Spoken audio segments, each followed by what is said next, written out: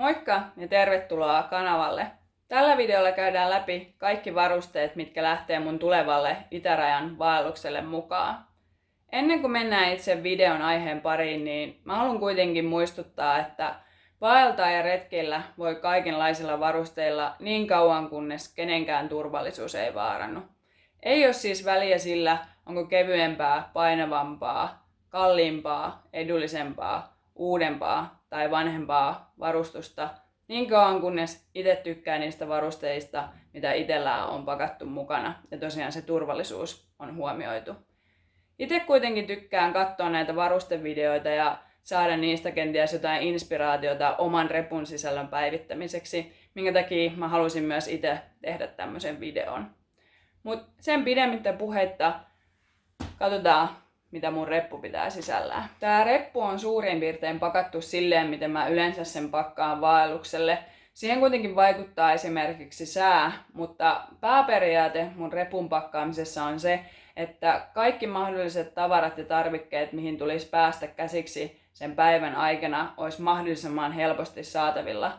Eli mä pyrin minimoimaan kaiken semmoisen ylimääräisen säätämisen ja sen, että tarvitsisi ottaa reppua erikseen pois selästä. Mä yleensä kuitenkin lounaalla pysähdyn paremmin ja on myös hyvä ottaa se reppu pois selästä hetkeksi, eli lounastarvikkeiden osalta ne saattaa olla myös tuo repun sisäpuolella, mutta pääsääntöisesti kaikki tarvittava löytyy siis repun ulkopuolelta silleen, että ne olisi mahdollisimman nopeasti saatavilla. Mutta aloitetaan vaikka tästä, että mitä täältä repun ulkopuolelta löytyy. Päällimmäisenä tässä repussa on istuinalusta, joka lähtee mukaan puhtaasti mukavuussyistä. Sen lisäksi mä oon oikeakätinen, mikä vaikuttaa tähän pakkaamiseen. Eli täältä kantajan vasemmalta puolelta löytyy sivutaskusta puukko sekä hattu porottavan auringon varalle tai sen varalle, että pitää virittää hyttysverkkoa päähän. Sen lisäksi täältä vasemmalta puolelta löytyy mun aikaisemmalla videolla esittelemä vessapussi. Muuta tällä sivutaskussa ei tällä hetkellä olekaan. Samoin tää vasemman puolen lantiovyötasku on tällä hetkellä tyhjä. Mä pakkaan sinne yleensä päivän aikana syötäviä ruokia ja naposteltavia. Oikealta puolelta löytyykin sitten mun vesipullo, joka on ihan tavallinen urheilujuomapullo. Minkä lisäksi täällä on tällä hetkellä pakattuna mun 2 vaellussauvaa, mitkä todennäköisesti tulee kuitenkin olemaan pitkälti käsissä. Täältä oikeasta lantiovyötaskusta löytyykin sitten mun lompakko, joka on siis tämmönen tavallinen minikrippipussi. Sen lisäksi täältä löytyy huulirasva sekä silmätipat. Tänne mahtuu myös lisää syötävää ja naposteltavaa tarpeen vaatiessa. Tällä repussa on myös pohjatasku, minne mä pakkaan päivän aikana syötäviä ruokia. Sitten täältä etutaskusta löytyy päällimmäisenä mun ensiapupakkaus, jonka tarkemman sisällön mä esittelin viime videolla.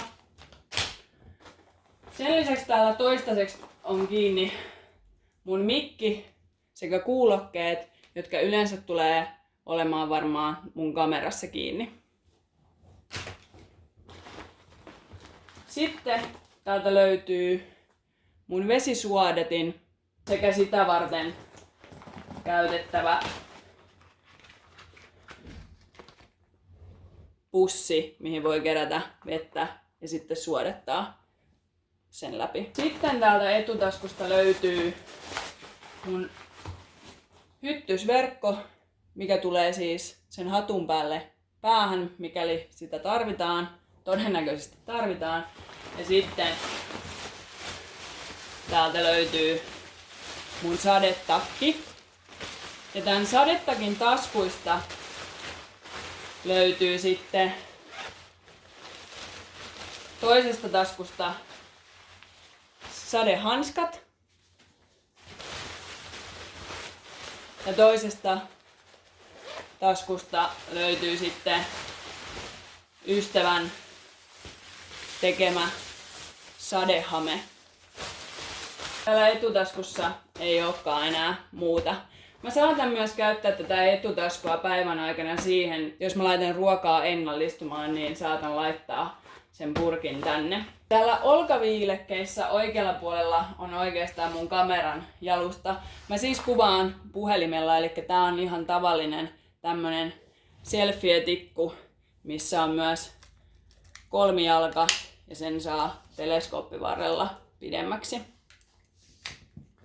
Ja siinä on mukana myös tämmönen tarrakiinnike, jos mä haluan kiinnittää sen vaikka johonkin puuhun, jos en mä saa sitä muuten tarpeeksi korkeaksi. Täällä kantajan vasemmalla puolella on sitten aurinkolasit sekä sitten täällä on vielä varmuuden vuoksi kompassi, joka on kiinnitetty tähän viilekkeeseen. Siirrytään sitten tonne repun sisäpuolelle.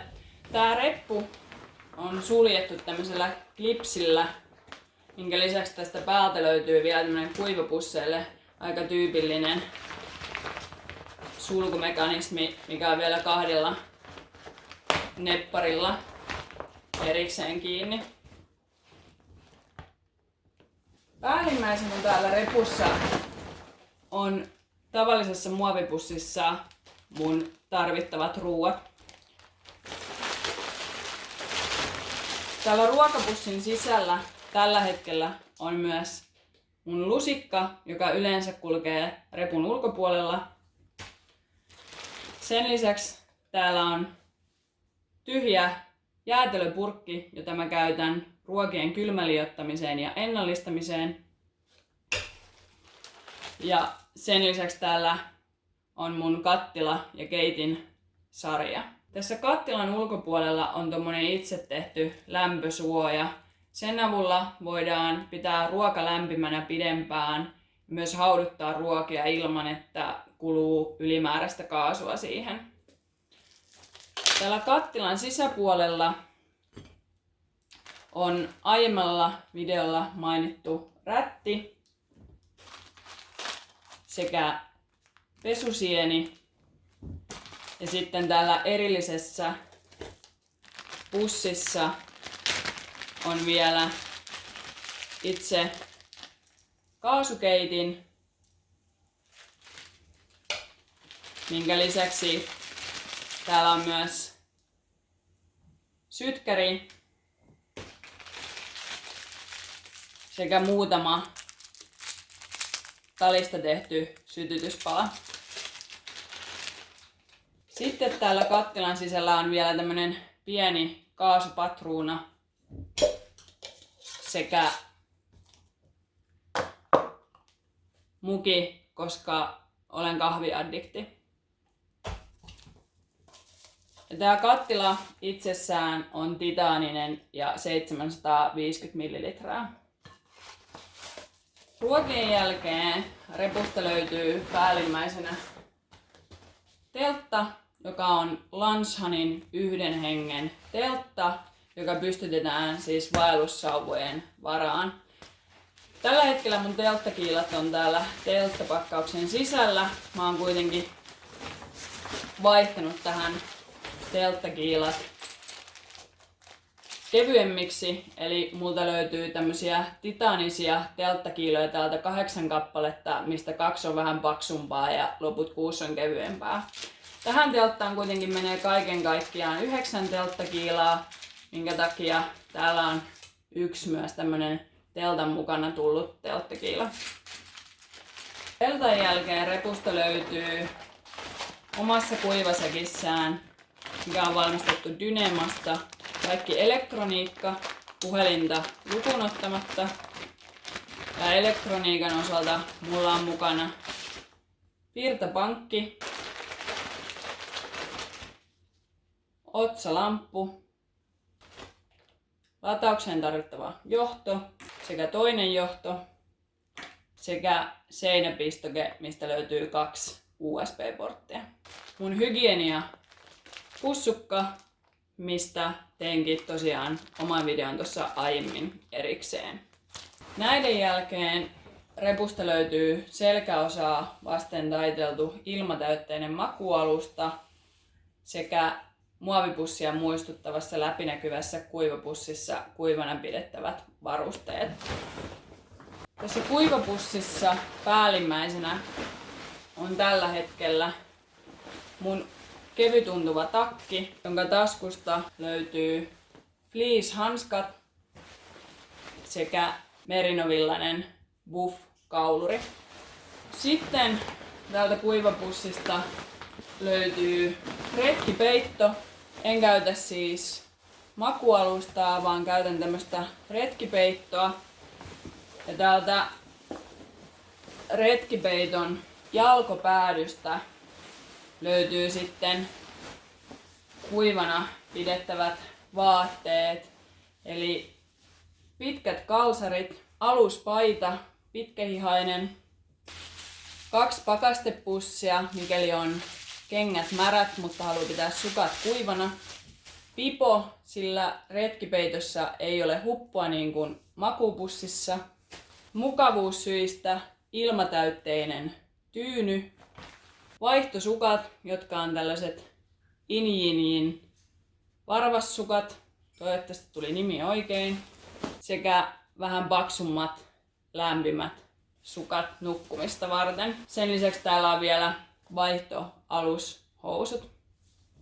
Ja kuivasäkki on tosiaan tällainen läpinäkyvä, vahvemmasta muovista valmistettu. Viimeisenä täällä on ilmatäytteinen makualusta.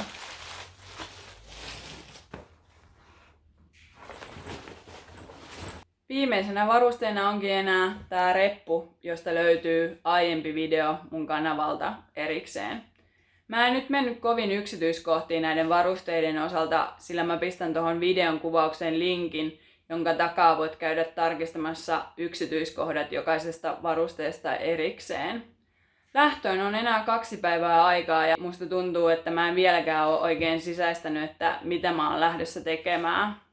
Kiitos kuitenkin sulle videon katsomisesta ja jos et ole vielä tilannut kanavaa, niin tuosta oikeasta alakulmasta voit sen tehdä. Me nähdään seuraavalla videolla. Moikka!